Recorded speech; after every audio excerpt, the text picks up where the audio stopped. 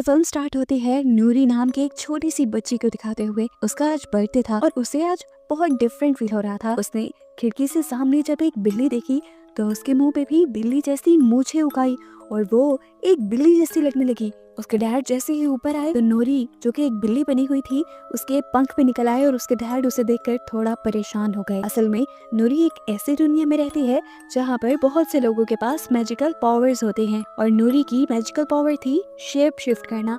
वो किसी भी जानवर का रूप ले सकती थी। नूरी की फ्रेंड के पास भी फायर को यानी आग को कंट्रोल करने की और जलाने की पावर्स थी।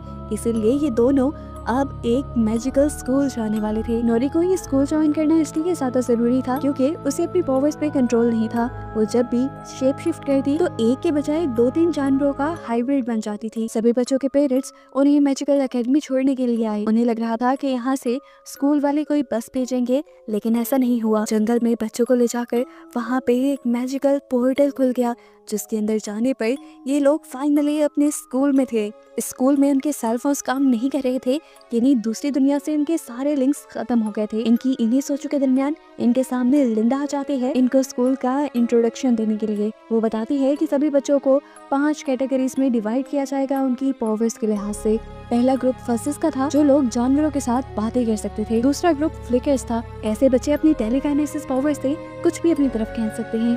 तीसरे नंबर पर आते हैं फ्लेयर्स जो अपने हाथों से आग को जला भी सकते हैं और आग को कंट्रोल भी कर सकते हैं। चौथा ग्रुप था फ्लायर्स का जो हवा में उड़ सकते थे और लास्ट 5वां ग्रुप था फसर्स का जो किसी भी जानवर का रूप ले सकते थे। नूरी को लगा कि वो भी इसी ग्रुप में आएगी, लेकिन आगे क्या होगा किसी को नहीं पता।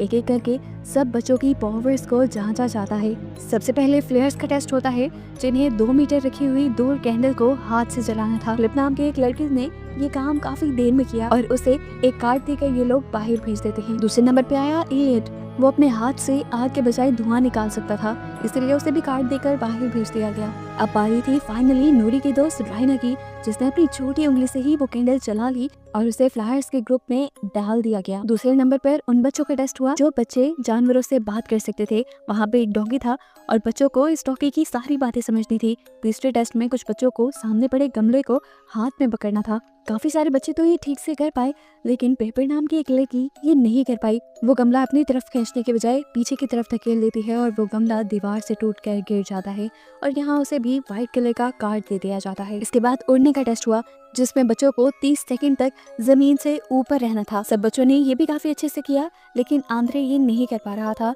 उसकी पावर बहुत ज्यादा थी जो उसके कंट्रोल्स पर नहीं थी। जैसे ही वो ऊपर की तरफ गया तो वो वापस नीचे आ ही नहीं पाया। उसे नीचे लाने के लिए प्रोफेसर्स ने सीढ़ी का इस्तेमाल किया और उसे भी यहाँ पे व्हाइट कार्ड दे दिया गया। फाइनली ये बारी थी नूरी के ग्रुप की। यहाँ पर सभी बच्चों को सामने रखी बिल्ली की पिक्चर जैसा बनकर दिखाना था। सभी शेप शिफ्ट कर लेते हैं, लेकिन नूरी 3 सेकंड से ज्यादा शेप शिफ्ट ठीक तरह नहीं कर पाती। वो एक हाइब्रिड बन जाती है, यानी जानवरों का मिक्सचर बन जाती है और ऐसे टेस्ट में फेल होकर उसे भी व्हाइट कार्ड दे दिया जाता है। सारे बच्चों का टेस्ट कंप्लीट होने के बाद ये सभी बच्चे ग्राउंड में इकट्ठे हो गए। यहाँ पर सभी बच्चों को पता चलना था कि वो किस किस ग्रुप में गए हैं। राइना तो फ्लेयर ग्रुप का हिस्सा बन गई थी, लेकिन नूरी को यूडीएम नाम के किसी ग्रुप में छोड़ा गया था और ऐसे किसी ग्रुप को तो प्रिंसिपल ने इनके साथ इंट्रोड्यूस करवाया ही नहीं था। नूरी ने जब ये सवाल किया तो प्रिंसिपल ने उसे यूडीएम का एक नया रास्ता दिखा दिया और बाकी सारे बच्चे अपने यूनिफॉर्म्स लेने के लिए कैंटीन चले गए। यूडीएम का हेडक्वार्टर जंगल में नीचे की तरफ था। यहाँ पर उसका वेलकम उसके प्रोफेसर बट कहते हैं और इन्हें पता चलता है कि ये लोग यहाँ पर कोई भी मैजिकल पावर नहीं सीखने वाले, क्योंकि इनकी पावर्स बेकार थी तो इसलिए इन्हें आम बच्चों जैसा पढ़ाया जाना था तब तक के लिए जब तक ये अपनी मैजिकल पावर्स के बारे में भूल नहीं जाते और उसके बाद इन्हें वापस इनकी दुनिया में छोड़ दिया जाता।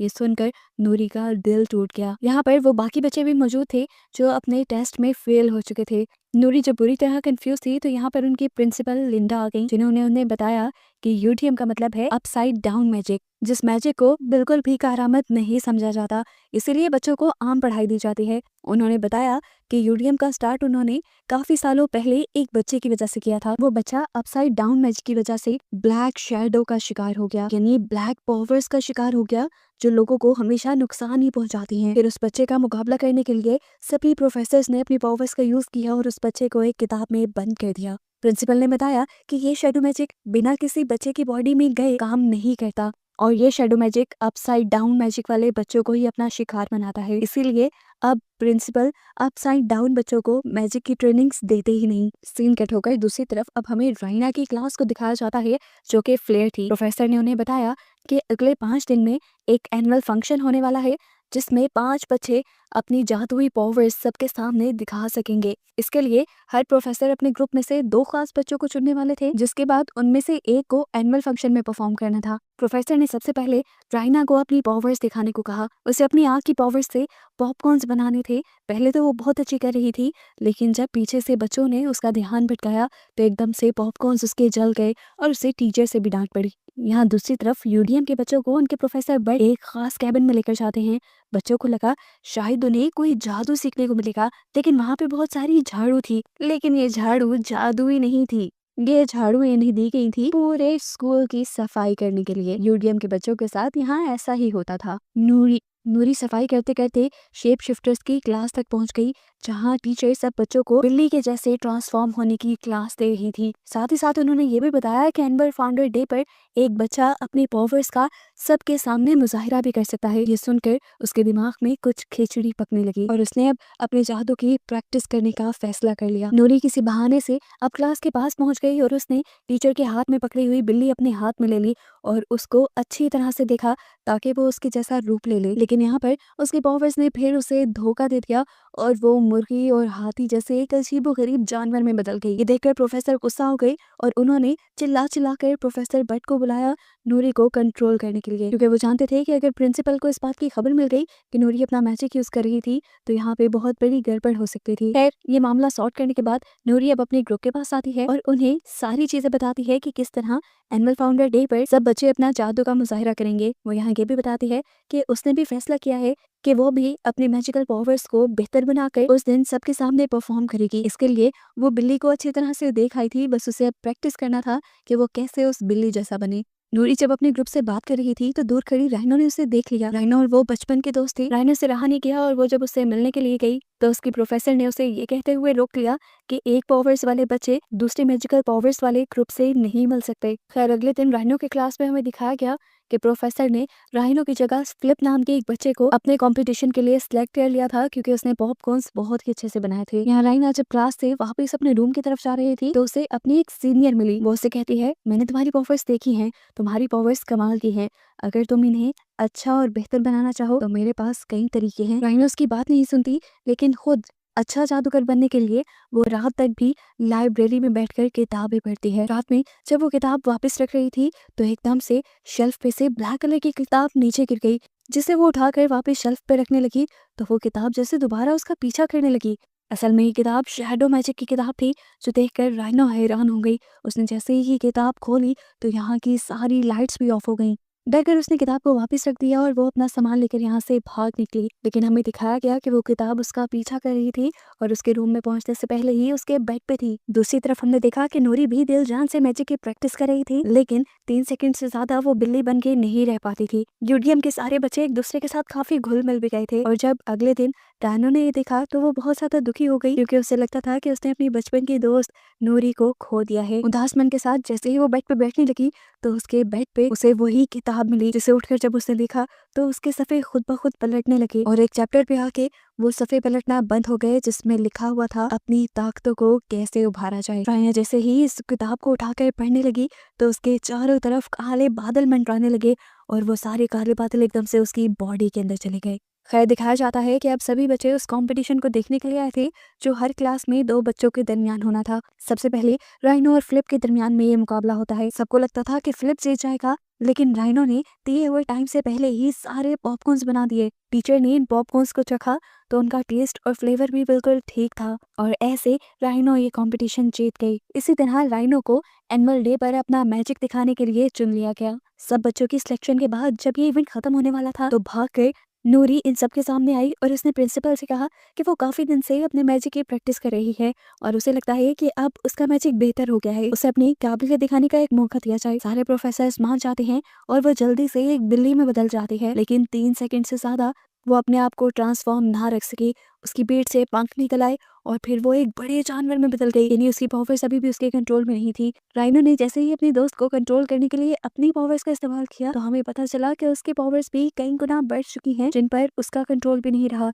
इस तरह उसकी पावर और उसकी आग से उसकी दोस्त भी मरने ही वाली थी, लेकिन किसी तरह वो अपनी असल हालत में आ गई और उससे बच गई। राइनो ने उससे माफी मांगी और नूरी ने उसे ये कहते हुए माफ भी कर दिया कि इसमें तुम्हारी कोई गलती नहीं। लेकिन यहाँ पर प्रिंसिपल लिंडा ने प्रोफेसर बट को बहुत डांटा क्योंकि वो अपने बच्चों को कंट्रोल में नहीं रख रहे थे। यूडीएम के सारे बच्चे अपनी क्लास में आ गए और उदास हो गए क्योंकि वो जानते थे कि अब कभी वो अपना मैजिक इस्तेमाल नहीं कर पाएंगे। आज तो प्रोफेसर बट को भी अपनी बेइज्जती का गुस्सा आया हुआ था। वो सारे बच्चों से कहते हैं बस बहुत हो गया, अब हम ये तमाशा नहीं देखेंगे। यहाँ पर इन बच्चों को प्रोफेसर बट बताते हैं कि काफी साल पहले वो भी यूडीएम के ही स्टूडेंट थे और फिर उन्हें यूडीएम के लिए ही नौकरी दी गई। कभी उनको उनका जादू इस्तेमाल करने की इजाजत नहीं दी गई थी। उन्होंने अब ठान ली कि चाहे उनकी नौकरी रहे या ना रहे, लेकिन अब वो यूडीएम के बच्चों की फीलिंग्स को हर्ट होने नहीं देंगे। वो उनको उनके मैजिक की प्रैक्टिस करवाएंगे, चाहे उनको स्कूल से दूर लेकर जाना पड़े। वो सभी बच्चों को लेकर जंगल में आ जाते हैं। यहाँ पर प्रोफेसर बट ने इन्हें अपना टैलेंट दिखाया। वो यहाँ गाना गाने लगे और गाना सुनते ही जंगल के सारे जानवर उनके पास आ गए। उन्होंने बताया कि मैं बाकी फसिल्स की तरह बोलकर नहीं बल्कि गाना गाकर इन जानवरों से बात कर सकता था, इसीलिए इन्होंने मुझे ग्रुप में नहीं रखा। उसे उसका मैजिक यूज करने से भी मना कर दिया गया, लेकिन वो यहाँ आकर छुप छुप के अपनी मैजिक की प्रैक्टिस करता रहा ताकि वो ये भूल ना जाए। यहाँ पर आज की क्लास ये लोग खत्म कर देते हैं और वापस जाते हुए नूरी राइनो के बारे में सोचने लग जाती है। उसका मैजिक अभी इतना ज्यादा पावरफुल नहीं था।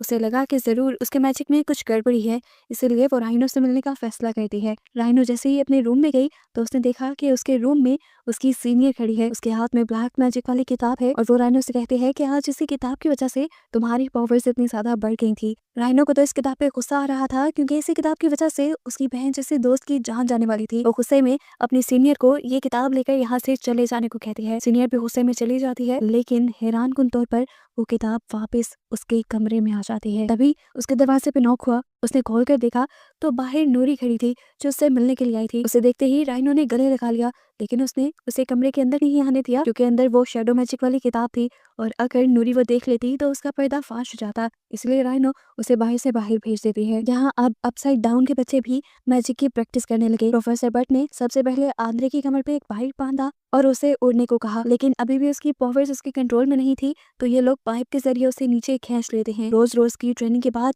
कहीं ना कहीं उनके मैजिक में इम्प्रूवमेंट आ रही थी। यानी ये बच्चे और इनका मैजिक बेकार नहीं था, बस इनके मैजिक को स्पेशल अटेंशन की जरूरत थी। इन्हीं ट्रेनिंग्स के दौरान इन सारे बच्चों के दरमियान में बहुत अच्छी दोस्ती हो गई और ये लोग एक टीम की तरह एक साथ मिलकर भी अपने मैजिक यूज करने लगे। यहाँ पर वो बच्चा जिसके हाथ से आग के बजाय धुआं निकलता था, उसने अपने धुएं को शेप देना शुरू कर दी। वो बच्ची जो टेलीकाइनेसिस की मदद से चीजों को अपने पास नहीं अपने से दूर फेंक सकती थी, उसने सही डायरेक्शन में चीजों को दूर करना शुरू कर दिया। जबकि नूरी अपने आप को एक जानवर बनाए रखने के बजाय डिफरेंट जानवरों का हाइब्रिड बनाने की कोशिश में लग जाती है, जिसमें वो काफी अच्छे से परफॉर्म कर रही थी। यहाँ स्कूल के अंदर दिखाया जाता है कि सारे बच्चे एंजॉय कर रहे थे, लेकिन राइनो उदास थी। इस टाइम उसके पास चंद्रा आई जिससे राइनो बात नहीं करना चाहती थी। वो उसे कहती है यहाँ से चली जाओ, लेकिन पता चलता है कि चंद्रा नामी इस लड़की ने भी वो ब्लैक मैजिक वाली किताब इस्तेमाल कर ली है, जिससे उसकी पावर्स बहुत ज्यादा बढ़ चुकी हैं। सारे बच्चे राइनो को किसी से बात करते हुए देखते हैं तो वो उससे पूछते हैं आखिर तुम किससे बात कर रही हो, जिससे उसे पता चलता है कि चंद्रा ने अपने आप को ब्लैक मैजिक की मदद से गायब कर लिया है और उसके अलावा कोई भी उसे देख नहीं पा रहा क्योंकि उसने भी ब्लैक मैजिक को अपने अंदर कर लिया था। खैर राइनो उससे बात नहीं करना चाहती थी, इसीलिए उससे दूर भागने लगी, लेकिन चंद्रा फिर भी उसके सामने आ गई और उसने राइनो को समझाया कि तुम समझ नहीं पा रही, तुम्हारी ताकतों का अंदाजा शायद तुम्हें है ही नहीं। तुम्हारी ताकतें यहाँ किसी भी बच्चे से कई सौ गुना ज्यादा हैं। चंद्रा उसको बातें बताती रही, शैडो मैजिक के फायदे बताती रही और उसकी बातों में आकर राइनो ने अपने आप को शैडो मैजिक के हवाले कर दिया। अब रात में जब नूरी राइनो से मिलने के लिए आई तो राइनो की क्लास फेलोज ने उन्हें बताया कि राइनो किसी शैडो से बातें कर रही थी और ऐसे नूरी को समझ आ गया कि वो ब्लैक शैडो सिर्फ यूटीएम के बच्चों को नहीं बल्कि किसी भी बच्चे को अपना निशाना बना सकता है। यहाँ पर हमें राइनो का भयानक रूप दिखाया गया जो चंद्रा से कहता है कि जल्द ही ये पूरा स्कूल तबाह हो जाएगा। इस टाइम उसकी आंखें भी पूरी काली पड़ चुकी थी। नूरी इस टाइम उनके पीछे खड़ी थी।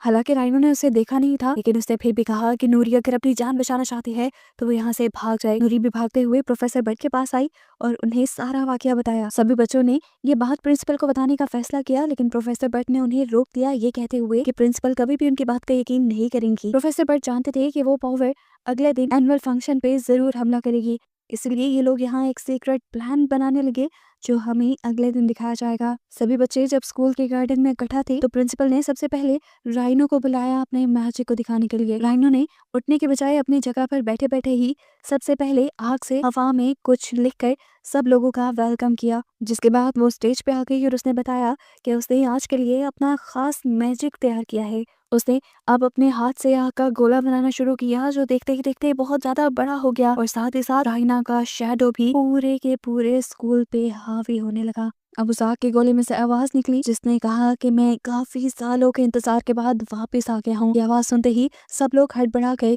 और सबसे ज्यादा प्रोफेसर लिंडा। जब सबको ये एहसास हो गया कि राइनो के अंदर वो ब्लैक पावर है तो यहाँ ब्लैक पावर भी सबके सामने आ गई। सब लोगों को अभी अंदाजा हो गया था कि shadow magic upside down magic वाले बच्चों को अपना शिकार नहीं बनाता बल्कि कोई भी बच्चा उसका शिकार बन सकता है। खैर फिलहाल इस ब्लैक शैडो को रोकने के लिए प्रोफेसर आर्गन और उसके सारे ही स्टूडेंट मिलकर एक बहुत बड़ा सा आग का गोला बनाते हैं, लेकिन इस ब्लैक शैडो को उससे कुछ भी नहीं होता। इसके बाद प्रिंसिपल के कहने पर बसेस के ग्रुप ने बहुत सारे जानवरों को बुलाया, लेकिन ये जानवर भी इस ब्लैक शैडो का कुछ नहीं कर सके। इसके बाद शेप शिफ्टर ने अपना रूप बदला तो वो लोग ऐसे जानवरों में बदले जो किसी भी मॉन्स्टर के साथ नहीं लड़ सकते थे। अब एंड पे यूडीएम के बच्चे सामने आए जो एक टीम की शक्ल में अपना जादू इस्तेमाल कर सकते थे। सबसे पहले एक बच्ची ने अपनी टेलीकाइनेसिस पावर की मदद से इस शैडो को यहाँ से दूर धकेलना शुरू किया। उसके बाद एलियट नाम के बच्चे ने अपने हाथ से निकलते धुएं से एक दीवार बना दी ताकि ये शैडो यहाँ के लोगों को देख ना पाए। फिर आंद्रे जो कि हवा में उड़ने की पावर रखता था वो भी हवा में उड़ गया ताकि वो इस शैडो का ध्यान भटका सके। और फाइनली एंड पे नूरी एक बहुत बड़े ड्रैगन में बदल गई जो उड़कर इस शैडो से लड़ सकता था। ये देखते हुए अब प्रोफेसर लिंडा ने भी इन लोगों की तरह टीम में काम करने को सब बच्चों को कहा और बोली कि सब बच्चे अपना मैजिक एक साथ उस शैडो पे इस्तेमाल करो, लेकिन नूरी ने सबको रोक दिया। सबको कहा कि वो यहाँ से दूर रहें क्योंकि वो जानती थी कि शैडो के पीछे उसकी दोस्त है जिसकी जान वो बचाना चाहती है। अब नूरी इस ब्लैक शैडो को कुछ कहने लगी और एकदम से एक बड़े आग के गोले के साथ वो ब्लैक शैडो यहाँ से खत्म हो गया।